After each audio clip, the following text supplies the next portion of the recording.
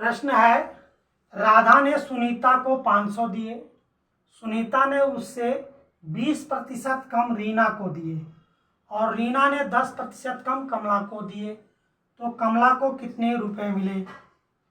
देखिए इसमें लेन देन करने वाले 4 आदमी हो गए, राधा, सुनीता और रीना, कमला।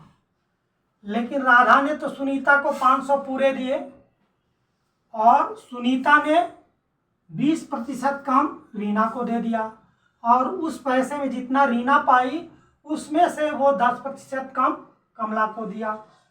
तो प्रश्न पूछ रहा है कि कमला को कितने रुपए रीना ने दिया, कमला को दिए तो कमला को कितने रुपए मिले। तो पहले हमको ये देखना है कि रीना को कितने मिले।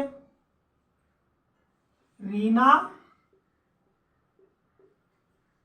को रुपए मिले। बहुत छोटा सवाल है, क्वेश्चन बड़ा है और घुमाया है, लेकिन सवाल एकदम छोटा है।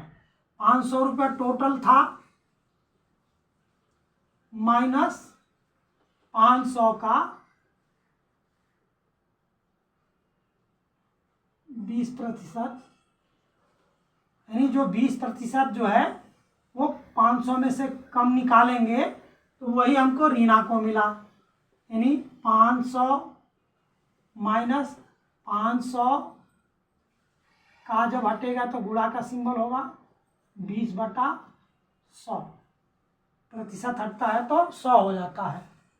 तो 20 से कम 20, 20 बचे 100, इसको काटेंगे तो ये हो जाएगा 100, यानी 500 में से हम 100 को घटाएंगे, ये 400 रुपया रीना को मिले। अब कमला को कितना मिले, प्रश्न हमारा पूछा कि कमला 10% कमला को दिए तो कमला को कितने मिले। तो कमला को लिखेंगे, कमला को रुपए मिले। अब यहाँ 400 रुपये का निकालेंगे, यहाँ 500 था, यहाँ 400 माइनस 400 का 10%, क्योंकि 10% कम किया, यहाँ पे कम कमला को दिया, यानी 400 माइनस 400 का जब हटेगा तो गुणा और 10/100 हो जाएगा। इस दोनों जीरो से ये दोनों जीरो काट देंगे, 400 माइनस, अब 4 में जब 10 का गुणा करेंगे 40, यानी 360। 400 में से जब 40 घटाएंगे तो 360 रुपया, यही हमको कमला को मिले। यही हमारा आंसर है। देखिए क्वेश्चन कितना घुमा दिया और लगाने में कितना सरल है। ये 360 रुपया को कमला को मिलेंगे।